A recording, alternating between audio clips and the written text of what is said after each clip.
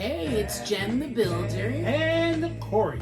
And we are on the 200th floor. Woo, woo. Heck yeah, 200. Oh, man, it feels so good, doesn't it? It sure does. Yeah. It sure does. And you know, it's a little intimidating to be doing something new on the 200th episode. So not something totally new. We tried this before where we'd be on YouTube. Yes. And we experienced too much work on your end. Yes. So we're just going to make this easy. Yeah. And not overthink the editing and it just be what it is. Absolutely. And we were in the midst of recording our EP, we being the Shameless Band. And then we were going to try to implement video podcasting as well with us. But that was just a little bit too big of a burden to take on. But I'm more than happy to do it now because we've completed the EP. It's out. It's doing very well. Thank you very much, everyone listening who has supported. Yes, thank you. Yes, very, very much. And so I thought, well, you actually thought it. And I said, well, yeah, it's a great idea. Let's go ahead and do it. So there's a little bit of adjustments that we have to make, but nothing too crazy that we can't get done. That's right.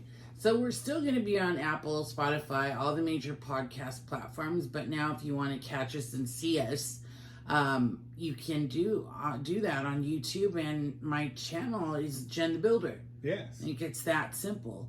So hello, everyone on YouTube. Thank you to those who continue to listen to us on Apple. Yes. And all that good stuff. So it's Wednesday and it's the middle of the week and I have had such an amazing week with people connecting and discovering. So our key word today, if you will, is discovery. And I think that's appropriate, right? 200 episodes. What have we discovered? What have we discovered about people? Why is it important to discover? Yes. And what does that look like? To me? No, just in general. Oh, okay. Yeah. I was about to tell you what He's it was like, let me get it. Well, I mean, if that's where you want to go. Oh, no, I mean, discovering that we've done 200 episodes, also discovering that we can do life, work, podcast, and extracurricular activities all at the same time. Discovering that has been quite a joy, actually. I'm actually happy that we can do these things and push hard and go hard in the paint, as they say, and still be able to enjoy the quiet times as well. I agree. Well, it's the 200th episode Wednesday. We're not going to forget our lovely book. Dun, dun, dun. And hello, what number would we pick? Let me guess, 200 maybe? That's right, 200. So the question is, everyone, what's an article of clothing you've bought or received secondhand and loved wearing? Now, I'm trying to remember when I was younger if I got a lot of secondhand clothes, and I didn't. I know a lot of my cousins did because they had the older siblings. Right. So I have grown an affinity, though, towards secondhand clothing, thrift stores. Love them. Okay. I think I might have shared this before, but my favorite thrift store or secondhand store is the Goodwill at Huntington Beach. Yes, that was a very interesting experience.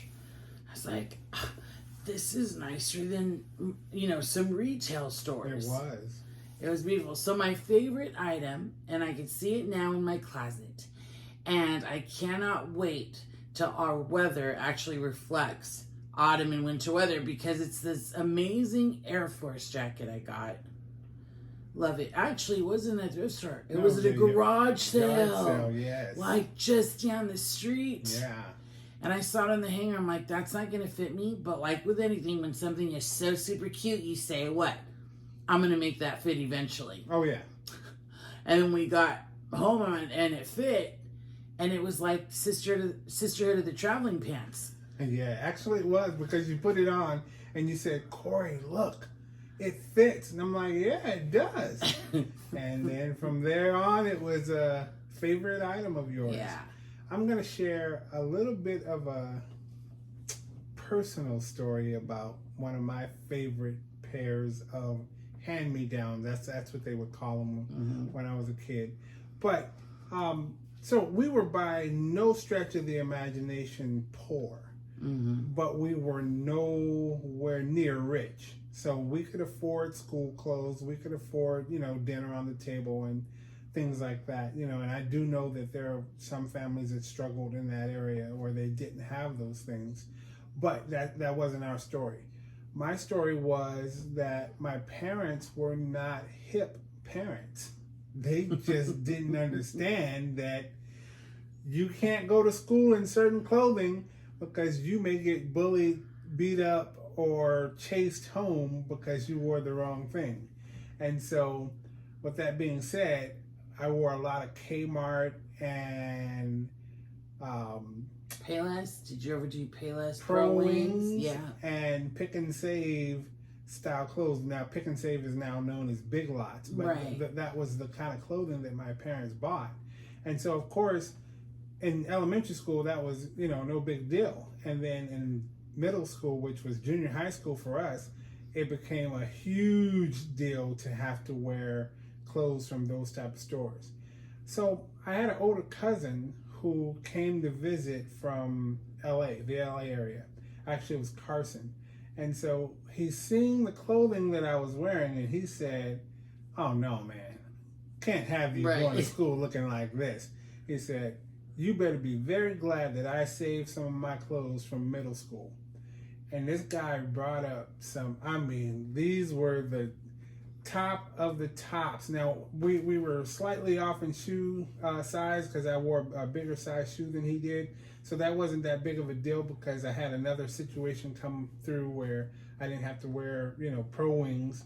But he had Levi 501 jeans, the button flies. He had the polo shirts and fancy. Yeah, very fancy. And his mother sewed, so I was very young at that time, of course, in middle school. And so I'm going to school with a whole new wardrobe. And of course, I was the kid on the block. Like, wow, look at this, And so, I cherish those clothes because I realized that it just bought me some time to grow into who I was and what I wanted to be, opposed to just getting in where I fit in, as, the saying goes. Right. So, for those who don't know Corey or have seen his pictures, you, my dear, are quite the fashionista. I've been told that. Yeah. And so, I love accessories, floral headbands, rings that have red in it, earrings, the whole thing. And I think you accessorize almost as much as I do. I would say I've learned from some very good accessorizers. And since you've been in my life, you've actually enhanced that, because I knew, like, I'm marrying someone that has quite a bit of a fashion sense. And, when I met you, you had the rings and toe rings and anklets and blah, blah, blah, blah, blah, blah. And I was like, wow, okay, yeah, that's going to be tough to compete with. And not that we were in competition by any stretch of the imagination, but we wanted to look good for one another. So we stepped up our game. Yeah. I was going to say, and I promise this isn't supposed to be an episode on fashion. No. But we've discovered, I think, if I'm speaking truthfully, our fashion sense becomes better as we've gotten older. Absolutely. Isn't that strange? No, not for me. Are we what you'd call hip? We are very hip. And we're like, said Corey and Jen, we're hip. We are hip. We're like bottles of fine wine. We just get better with age and time. You're funny. Okay. So one of the things we've discovered, people have asked time and time again, how do you know what the heck to talk about? As you can see, we don't outline. We just let things be. There's no script. So I believe that you and I have really grown a closer connection. That's one thing I've definitely discovered. How can you not after 200 episodes? Yeah. You're definitely going to develop a way to create conversation and keep it going, and understanding that we're not to the end of this conversation yet. So let's add what we need to add and dig a little bit deeper. Yeah. So for me, on a discovery for myself, oh my goodness, mind blown. Like, I journal, as most people know, and so there's a lot of self-discovery there. But really taking the time to have conversation, think about things, and a lot of my self-discovery actually happens after the episode. And I don't know if anyone, and I'm sure a lot of people have done this, when you interview or you meet someone or something's being shared and you're like, dang it, I should have said that. Right. You know, and oh, I wasn't thinking that.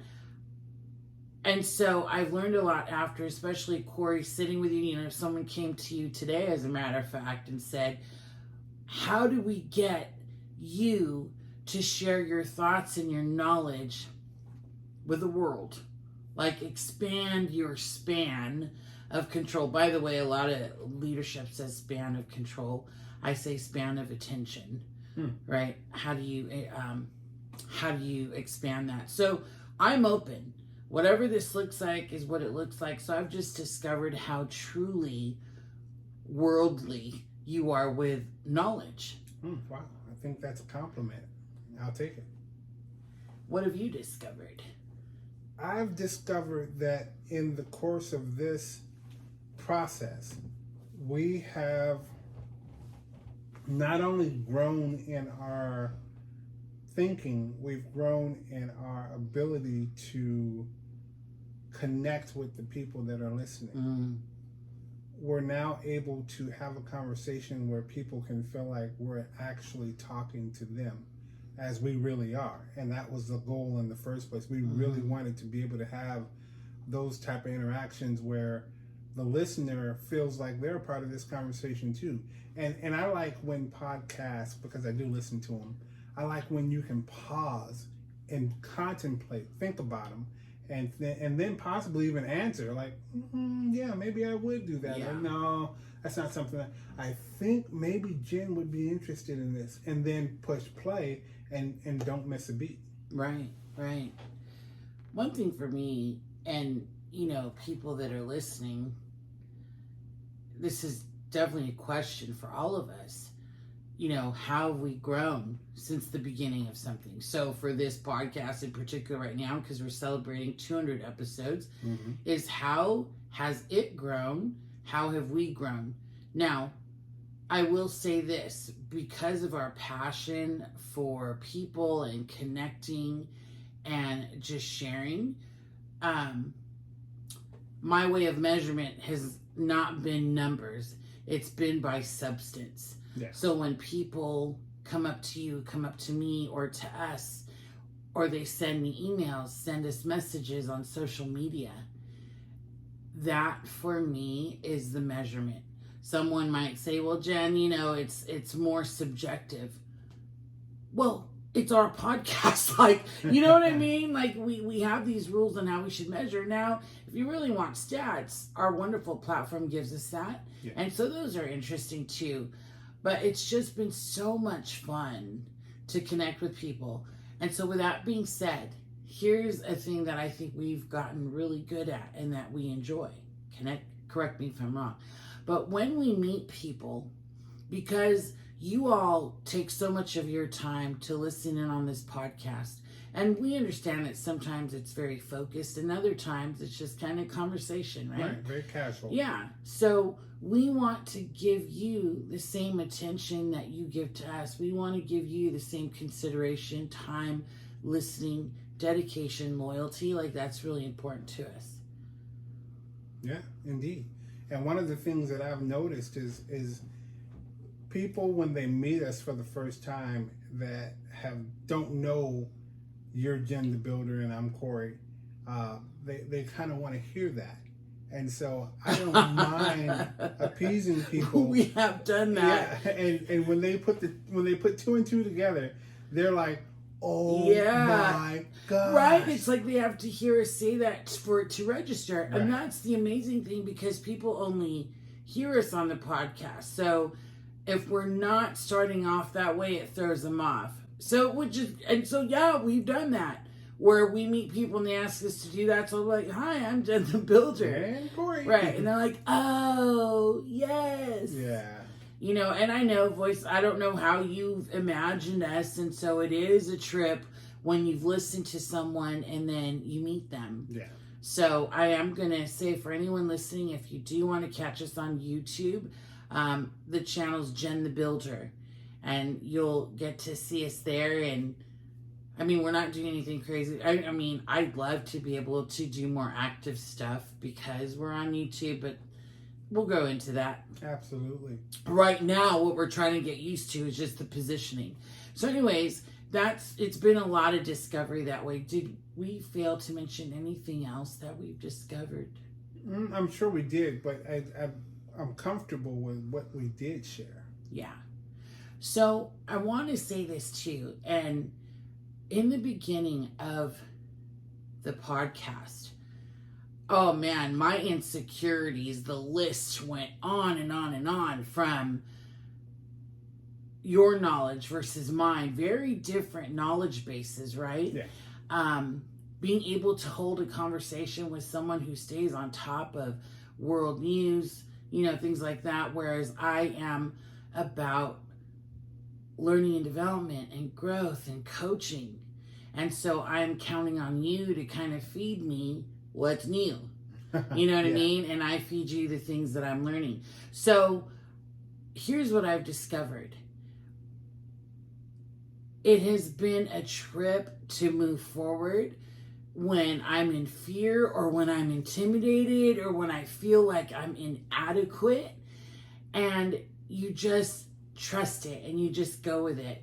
And it's who I am. You know, like, I don't know that I've really grown in those areas. I might have a little bit, but who you are is who you are. And I want to say that's the greatest discovery I've found in myself and in other people. That everyone is so unique in the things that they do and love, and everything they bring to the world is special in itself. True. But then there's the realist side of it that I always have to delve into, because what I've noticed about me is that I'm really hard on myself. Like, I'm not easy on me, especially on things that I know I should be good at.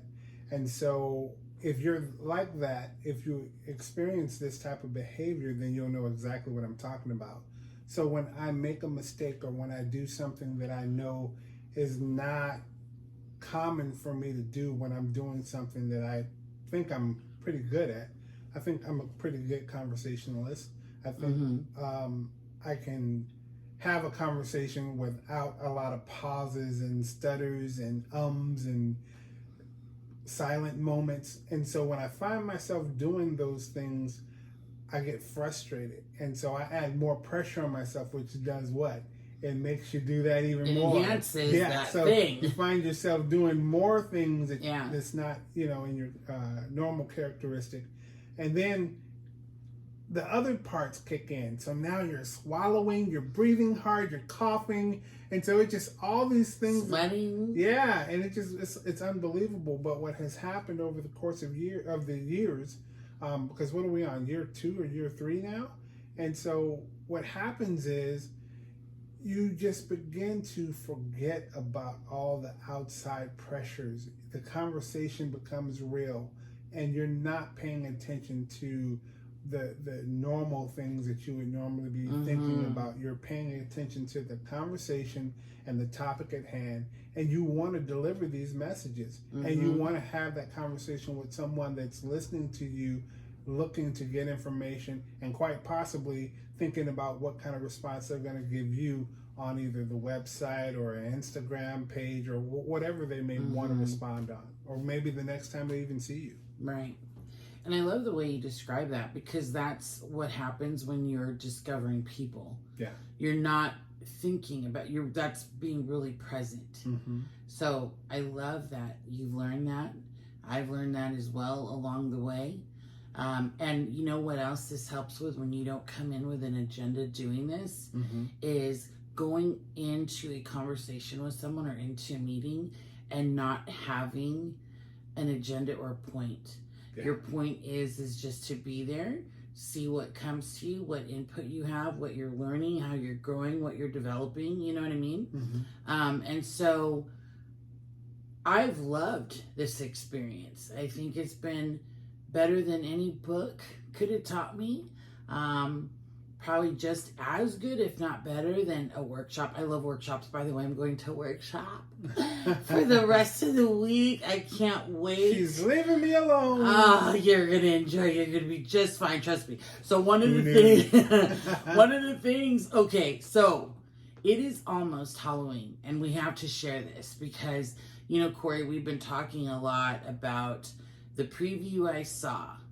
And if anyone gets scared easily, you are not alone. So I was scrolling through Instagram, and I didn't know this. The wonderful actor and dancer, Kevin Bacon, apparently plays, and I say a little bit of guitar because I haven't seen him play a lot of guitar. So he plays a guitar. He knows how to harmonize. And I believe the person he's singing with is his daughter. And you can really tell they're related. You could see a lot of Kevin Bacon in her face. So she's in this movie called Smile. Because I checked out her profile, and of course she's advertising this movie Smile. So what do? I said, oh, let me check it out. And that trailer is no joke. Wow. Like, so, I've never seen the movie, but what I gather from it is that the idea is that people hide behind smiles. You can be literally insane and have a smile, and people don't know what that smile means, right? Or you can be sad and broken and have a smile. And so smiles mean different things to people. And here's their tagline. And so you see people like kind of like this, and then they just do a gradual smile and hold it. It's kind of eerie. And so it says, once you've seen it, you'll never unsee it. Right. So it just freaked me out. But so let me jump in there real quick, because I do this thing, and I do it all the time. And I you scare me? No. Oh. And I hope I don't weird anyone out by what I'm about to say. But I like to see. So when we had the mask thing going on, it was very bothersome because you couldn't see people smile. You couldn't see facial expressions. Right. But typically people pass each other in a hallway, maybe in a walkway at work, or, you know, coming in and out of the bathroom, or maybe in and out of a store. And typically people smile at each other as they pass by. But what I do is I don't just pass by and smile and keep looking forward. Out of the corner of my eye, I keep watching. And what I've noticed is that people have and I won't call it an agenda, but I'll call it, maybe there's a lot more going on in their minds than they really realize. Because as you pass certain people, they'll be smiling, and then when you get just about even with them, it goes away right away. And I've seen people frown. I've seen people flip their eyebrows up, and that look in their eyes, and I'm like, what was that? Whoa, that's interesting. And so a lot of times you don't have to rely on that smile. You just got to rely on what's going to happen after the smile. And I've even seen people smiling at other people in front of me, and after they get past them. Oh, shoot. Yeah. And so I never relied on the smile. That's never been my go-to thing to say, oh, that was nice. I'm like, what's happening after the smile? That's so wise. So you wonder what's happening after the smile. That's what you pay attention to. Absolutely. Now I wonder, okay, you're smiling. What does that smile really mean? You know, and so I just will stop and have a conversation. That's deep. And I'm going to start paying attention to that. So people who are listening, watching, let's try that out and see what we catch, or what we capture. That's gonna be a trip. That means I'm always gonna have to wear my glasses so I can see. Oh well, yeah, because you right? Because if they're see that. Yeah, exactly. Wow. That's what I got for today. That is an amazing discovery. Hey, Jen, I something's really, something's really pushing at me right now, and I really want to say this. Because there's a lot of things changing in our world and in society right this very moment. And so before we get out of here, I just want to address something, because years ago, I think it was 2 years ago, is when the Floyd thing happened, and the Black Lives Matter push came about, and we had that conversation, and that conversation was kind of a back and forth, a push and a pull, because at first you thought, well, maybe we should jump on board with this Black Lives Matter thing, and I was immediately pushed to say, absolutely not going that route. And I'm not tooting my horn, and I'm not saying I knew better or I'm smarter than anybody else. What I'm ultimately saying is that in my gut, I said to myself, all lives matter. And I still feel that in my gut to this very day. And that removes nothing from anyone. That removes nothing from any nationality, from any walk of life. That just means what it simply says. It's just that. All lives matter. And so if we push for making sure that we know that all lives matter, we won't fall into these pitfalls of some of these political things that are about to take place within the next month or so.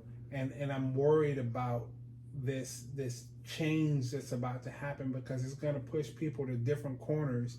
And if we hadn't fell into that trap, then we might not have felt so vulnerable right now, as people are being separated and going to separate corners. And this is where you find people pointing fingers at one another, because we've separated what Black lives mean, what Asian lives mean. I'm Black, you're of Asian descent, and then other people have other backgrounds. And so instead of pointing the finger at one particular group, if we just know that all lives matter, we can honestly say to ourselves, this is what this is, and keep it moving.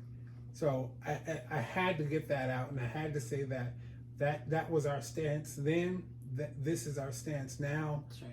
And this is where we're going to be for a long time, because if we don't, we're going to choose something that we might not be comfortable with long term. Yeah. Good point. I'm glad that you shared that. So I believe that was like our second or third episode, and I'm glad that we got on that too and really emphasized that this is about all people, all walks of life. Yeah. And so that's something that we continue to hold true. It's something that we discovered then, and it's great when what you've discovered is actually